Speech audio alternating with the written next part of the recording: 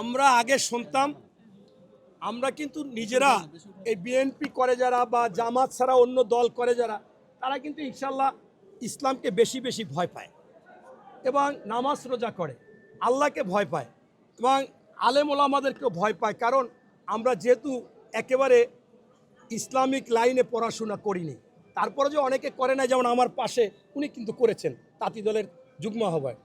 এখন ওনরা করে ওনরা যা বলতেছে, আমরা ওয়াজ নসিহতে শুনছি যে শয়তান যদি কোরআনের আয়াত শোনে তাহলে ওরা নাকি জ্বলে, ওদের খুব নাকি জ্বলে।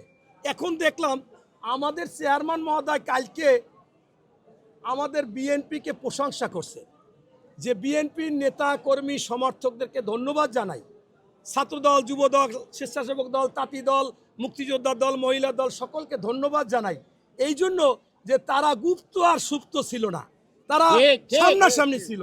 এখন উনি তো ওনাদের কিছু বলে না, আমাদের প্রশংসা করছে, এখন ওই শয়তানের মতো জয় লাগে উঠছে কোরআনের আয়াত শূন্য। কারণ এটা তো ভালো কথা, এটা খারাপ কথা না, আমি কোরআনের আয়াতের কথা বলতে চাই না, এটা তো ভালো কথা।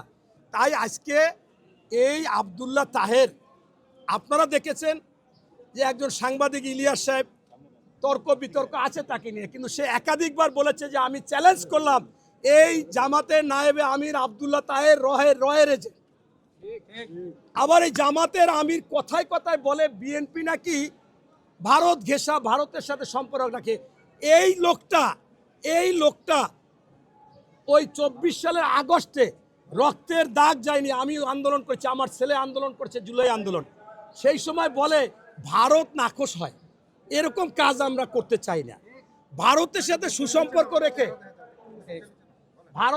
সুসম্পর্ক রেখে আমরা রাষ্ট্র পরিচালনা করতে চাই। এরকম যখন বক্তৃতার পর বক্তৃতা দেওয়া শুরু করছে, তখন অমিত শাহ বলে ওয়েলকাম, মানে একটা গোলাম পাইছি আবার শেখ হাসিনার মতো। হ্যাঁ, সে আবার ওই দেশের পত্রপত্রিকা ওয়েলকাম জানাইল, বেশ ভালো কথা। এরপরও আমাদের সমালোচনা করে, অথচ আপনারা দেখেছেন তারেক রহমান স্পষ্ট ভাষায় বলে দিচ্ছে দিল্লি নয়, পিন্ডি নয় অন্য কোনো দেশ, সবার আগে বাংলাদেশ। এই কথা ওই জামাতের ষড়যন্ত্রকারীরা আমেরিকাকে বুঝাইছে, অন্য দেশ বলতে আপনাকে বুঝাইছে, ভারতকে বুঝাইছে, অথচ এটা তো স্পষ্ট। পরে আপনার আর সাংবাদিক সবচেয়ে নামি দামি রয়টার্স যখন জামাতের আমির মহোদয়রে বলল যে আপনি তো গোপন বৈঠক করছেন ভারতের সাথে, এখন এই বিষয়ে আপনি কি বলবেন, এখন উনি এক কথায় সাড়া দিচ্ছে না।